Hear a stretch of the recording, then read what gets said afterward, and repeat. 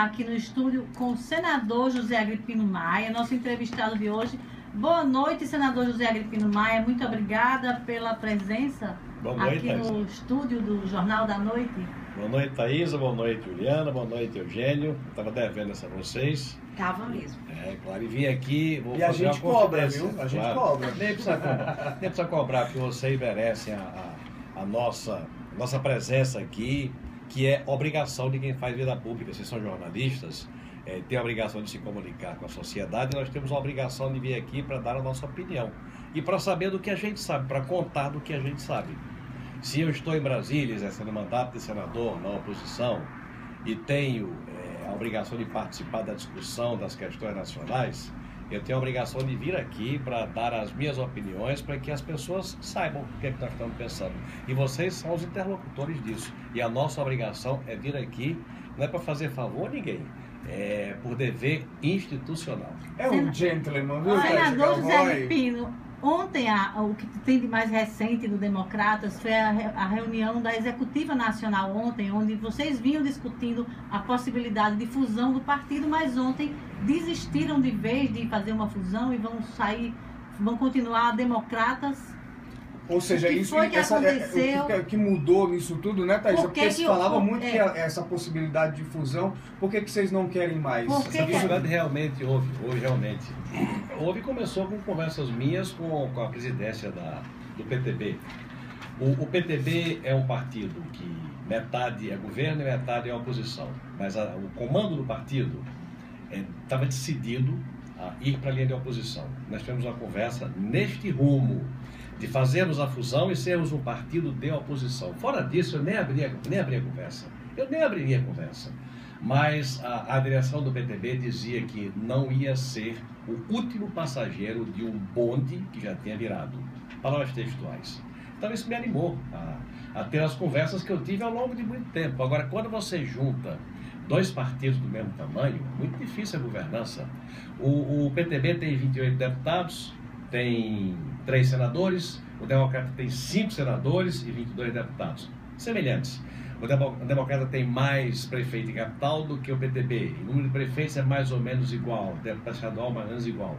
Então, quando você junta dois partidos, a governança é complicada. E principalmente sendo dois partidos. A governança define quem vai ficar com a presidência, com os comandos? Não é nem isso. Sucessão presidencial. Como é o comando do partido para discutir a sucessão presidencial? A nossa proposta era de que qualquer decisão para modificar, vamos admitir, São Paulo, Rio Grande do Norte, Pernambuco, como é que fica a direção estadual? Foi feito um pacto, entendimento, distribuição por acordo, por entendimento, por consenso. Se você quiser mudar isso, porque eu ia entregar a presidência do partido à presidente do PTB, a deputada Cristiane. Agora, exigia... Ela é governista, senador? Ela não. Ela é oposição. Completamente oposição. Completamente. Ela aparece nas chamadas metendo aço na Dilma, né? Totalmente oposição. Né? Ela que é filha do Roberto Jefferson. Mas a minha exigência era que os líderes na Câmara e Senado que eu indicasse, o Democrata indicava. A sessão presidencial, como é que vai se processar? Você tem uma origem governista, você pode ter um viés diferente do nosso viés.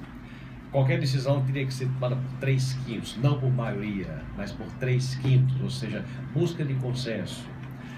As posições das gestões estaduais, Minas Gerais não chegou ao entendimento, São Paulo não chegou ao entendimento, o Ceará ficou meio embrulhado e o tempo passou.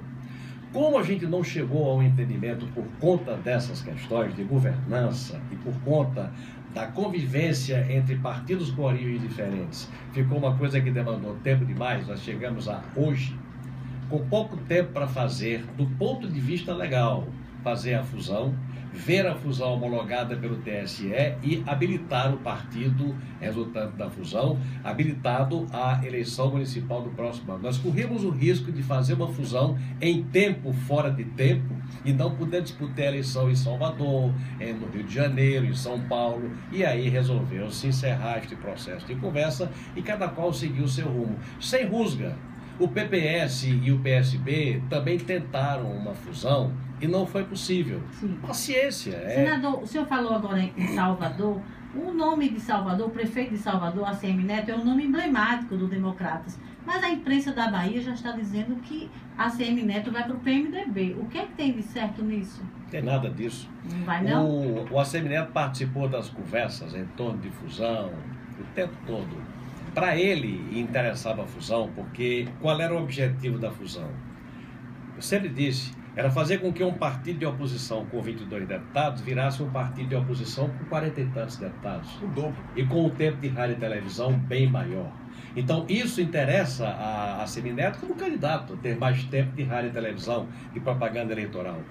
Agora, o fato de não ter havido a fusão não significa dizer que ele se aparta daqueles que convivem com ele, que tem grande apreço por ele, desde que ele é político, desde que ele é como eu, só teve um partido. A origem dele é a mesma que a minha origem e não tem nenhuma intenção de deixar o Democrata. Se porventura ele tivesse por necessidade de tempo de rádio e televisão, da campanha dele e da candidatura dele, que é a nossa grande prioridade para a eleição do próximo ano, é a reeleição dele, ele faria tudo combinado conosco. Então quem compactua passo a passo de entendimento, não está pensando em deixar a convivência daqueles que são a sua casa. Como ele diz, é a sua casa. Então, maduramente, nós vamos caminhar para dar conforto à candidatura dele. O que eu vou procurar fazer? O maior arco de alianças possível, incluindo aí o PMDB, claro. Agora, necessariamente, nada de PMDB, nada de mudança dentro do PMDB. Não necessariamente. Essa hipótese excluída completamente não, até porque quem conversa com o nível de abertura que nós conversamos e quem quer, como nós queremos, ajudar que ele tenha um bom tempo de rádio e televisão para poder mostrar a Salvador o que é que ele já fez, está disposto a conversar franca e abertamente. Mas esta seria, vou repetir as palavras dele, para mim, em conversa ainda ontem. Essa seria a última das últimas alternativas. A alternativa do Democrata, nesse momento, é a de fazer com que o partido, se houver a janela, cresça. E tem grande chance de crescer pela respeitabilidade do partido. É um partido que, fora desse lava-jato, é um partido de lideranças políticas atuantes, numa linha de oposição coerente de anos e anos e anos, numa linha única e que desperta a simpatia daqueles que têm voto de opinião para dar. Então, a nossa luta vai ser atrair, se a janela abrir, se no Senado se aprovar a janela que já foi aberta na Câmara, é atrair deputados no Brasil inteiro e fazer crescer, pelo conceito do partido, fazer crescer o tamanho dos Democratas, independente de qualquer coisa, pela qualidade dos seus quadros e pela qualidade de sua proposta. Senador, a gente estava conversando agora há pouco sobre essas reações das pessoas que chegou agora nessa visita da presidenta Dilma Rousseff lá aos Estados Unidos, né, de brasileiros lá, xingando, reivindicando, enfim. E o próprio Senado, o senhor como líder aí da oposição, há aí essa questão do impeachment que vem rolando. Como é que está isso hoje? Como é que o senhor vê essas críticas, né, à presidenta? Algumas até, inclusive ontem, a ex-ministra Gleisi Hoffmann saiu em defesa dela, dizendo que as críticas a ela são críticas à mulher, que fere a mulher, né, nesse sentido assim da falta de respeito. Como é que o senhor vê tudo isso e essa conjuntura pela qual a gente está passando de crise econômica com reflexo e indignação do povo brasileiro? Eugênio, eu vi os vídeos aos quais você se refere e vi o comentário de Juliana. Eu acho que é inapropriado. Aquele tipo de agressão, até no país estrangeiro, é inapropriado. Aquilo ali não soma. Para a própria imagem do Brasil, aquilo não soma. Agora, aquilo é sinal dos tempos. Há uma indignação monumental do povo brasileiro em relação a Dilma e ao PT. A Dilma principalmente, porque as pessoas se sentem enganadas. Dilma fez uma cadeia de rádio e televisão para anunciar a baixa de 20% na tarifa de energia elétrica, que é uma coisa que entra na casa de cada um de nós, todos os que estão nos ouvindo nessa hora, têm na sua casa um fiozinho que entra transportando energia elétrica.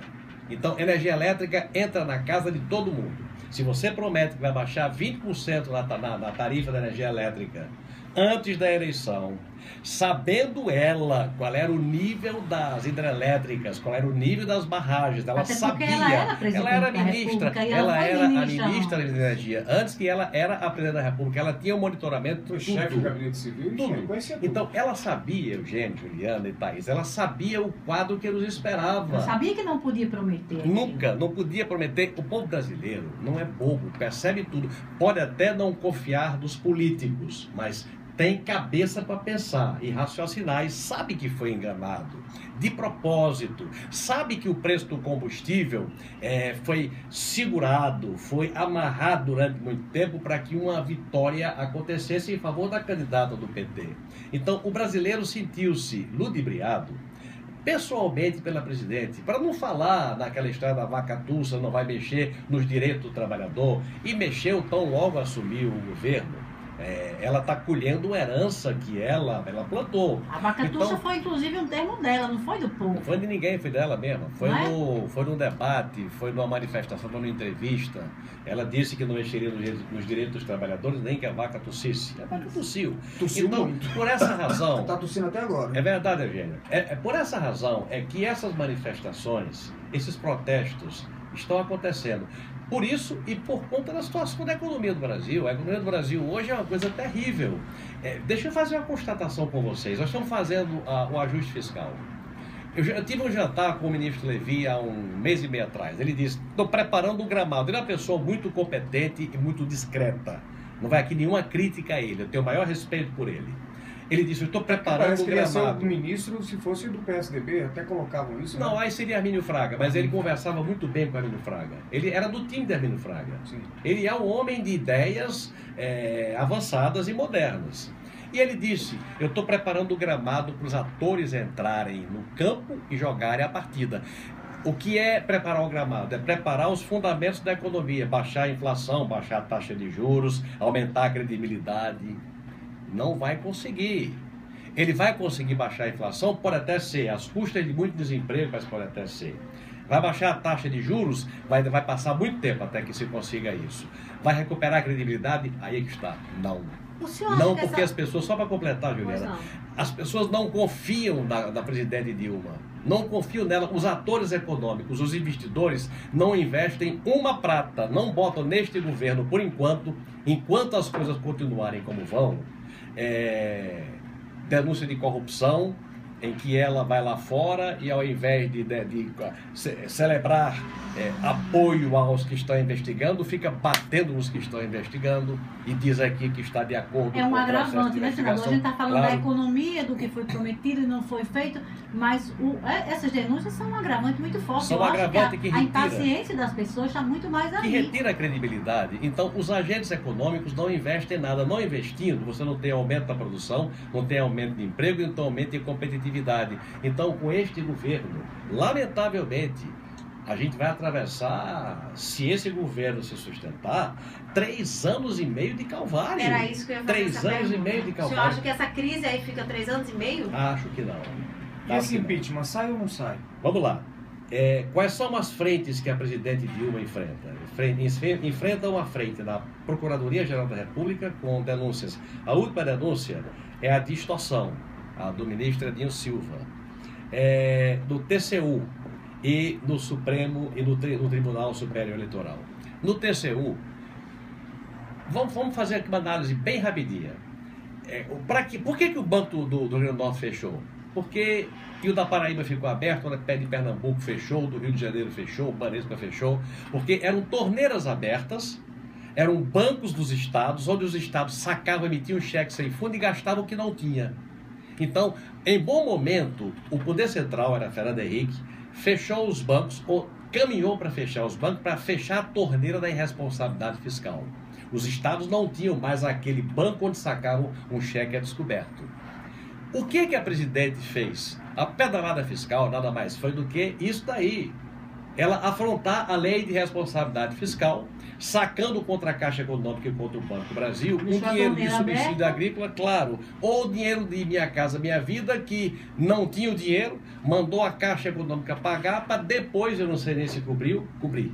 Esse é um ponto, mas este não é o ponto mais importante que conduz ao impeachment. O ponto mais importante, eu vou dar uma informação a vocês, eu conversei com ministros do TCU anteontem. O maior problema chama-se contingenciamento. Há na Constituição Federal uma determinação, um dispositivo. Se você durante 2 trimestres verifica que a arrecadação